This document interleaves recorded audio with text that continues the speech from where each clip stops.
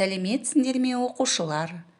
Бүгінгі сабақтың тақырыбы «Мен кеме құрастырамын».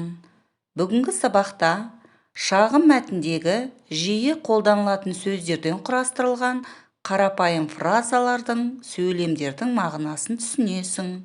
Оқыған, тыңдаған бейнематериалдың мазмұны бойынша жиі қолданылатын сөздер мен сөз тіркестерін қатыстырып, сұраққа жауап жазасың. Жаңа сөздерге назар аударайық. Кеме, не істейсің? Кеме құрастыру. Сен не істейсің? Сен құрастырасың. Оқушылар, жаңа сөздерді сөздік дәптерімізге жазып алайық. Тыңда, қайтала, оқы. Мен қайық жасаймын. Қайықты бояймын. Әнел үй құрастырады. Әлібек пен Анна кеме құрастырады. Тыңда, қайтала, оқы. Мынау сурет. Мен суретті бояймын. Мынау гүл. Сен гүлді бояйсың. Мынау қайық. Саша қайықты бояйды. Бірінші тапсырма.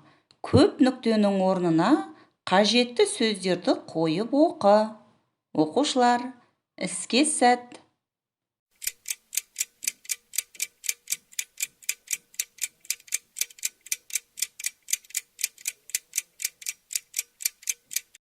Көп нүктенің орнына қандай сөздерді қойып оқыдық? Бірге тексерейік. Менің атым Әлібек. Мен кеме құрастырамын. Менің кемем әдемі. Әнел үй құрастырады. Саша үйді бояйды. Оқушылар, сендердің де оқыған мәтіндерің осындай болды деген ойдамын. Екінші тапсырма. Бағандағы сөздерді сәйкестендіріп жаз. Оқушылар, жұмыстарыңа сәттілік тілеймін.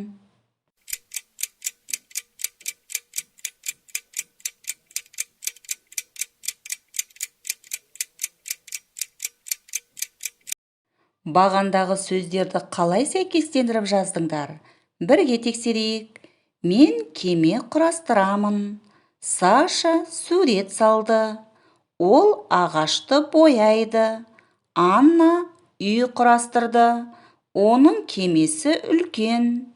Сен суретті бояйсың.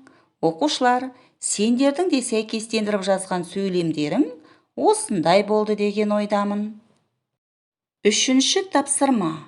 Суреттерге қарап, сөйлем құра. Ол не істейді? Оқушылар, ойланайық.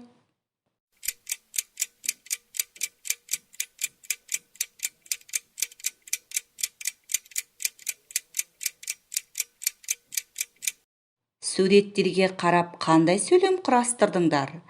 Бірге тексерейік. Әлібек кеме құрастырады. Саша қағаз қайықты бояйды. Анна күннің, Қанат гүлдің суретін салады. Әнел суда жүзіп үйренеді. Оқушылар, сендердің де құрастырған сөйлемдерің сәтті шықты деген ойдамын. Кел жаттығайық. Оқушылар, Серікбай Оспанұлының өлеңін бірге оқып жаттығайық. Суға салдым кемемді, кемем зулай жөнелді, капитанмын мен енді.